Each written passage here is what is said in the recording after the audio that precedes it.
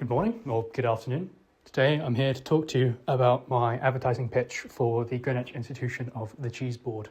So who is the Cheese Board? The Cheese Board is a cheesemonger based in Greenwich, run by Mr. Cheese locally, who real name is Michael Jones, so I wish his name was Mr. Cheese. That would have been fantastic.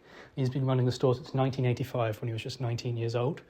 Something special about the Cheese Board is that despite only having 6 reviews on TripAdvisor, they're all 5 stars.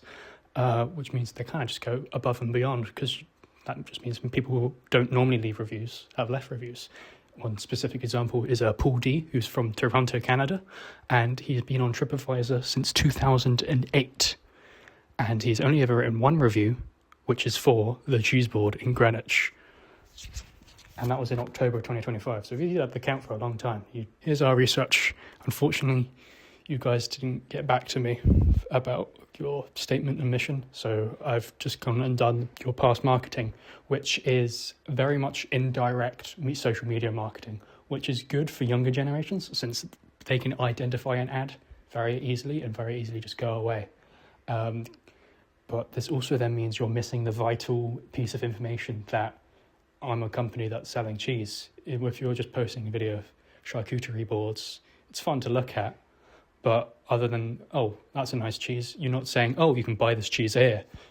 Okay, so then let's go into some of our target audiences. So you've emailed me about how you want to really have a broad range of advertising. You want to advertise to both tourists, people coming from Greenwich Station, frequent Greenwich locals and infrequent Greenwich locals, which is a very broad, that's everyone. But cheese is a broad subject too. Around 99% of the country buys cheese on a weekly basis. So that's a good thing. The average wage in Greenwich is about £40,000 annually, which does mean they have some throwaway money for cheese. Tourists are also then obviously more likely to buy from local shops if they see it's good quality, especially if it is a small individually owned company. But we're going to take a look at some specific demographics around. So about 65 plus is the highest consumer of dairy products in the country. However, artisanal cheese is more likely to be bought by about late Gen Z, 2002 to about 1980.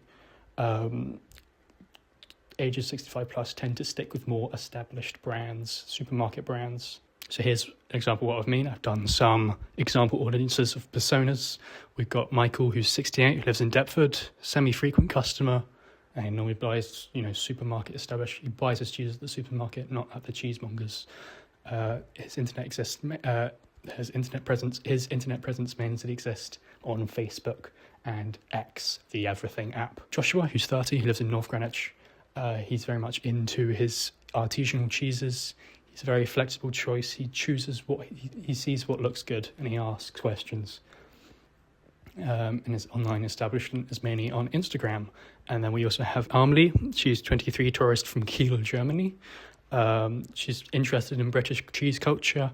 She watched Wallace and Gromit and thought Wensleydale was quite a funny pronunciation. She finds locations on TikTok and Instagram. So mainly, if you're looking, since you're an artisanal cheese shop, advertising to both the 30 to 20 age range is probably a good guess, but then also throw in some advertising marketed towards people aged older, because they're still the biggest dairy consumer. So here are my ideas of what I have. So we have the parody of the Monty Python cheese shop sketch. I'll throw up the whole analysis there, but I think that's quite good due to the fact that whilst comedy is a broad genre, just like cheese, adding a Monty Python twist onto it brings in that older demographic, and then comedy. Younger people are more likely to consume comedy online. So if it's written well, which I can write very well, I believe, I can write a mix between telling you information about the shop, but also keeping it comedy-based. And then we also have some short-form posts, 10 to 20 seconds of cheese reviews, cheese profiles and recommended pairings. And then we have Steele's seasonal cheese, post a month celebrating the flavours of your cheeses that go with the season. I think that's quite a cool idea, and potentially even having a slight deal on it during that month. But yeah, let me know if you see any of these that you think are cool. Monty Python, I think, would be incredibly fun and incredibly engaging to do. But yeah, thank you for your time.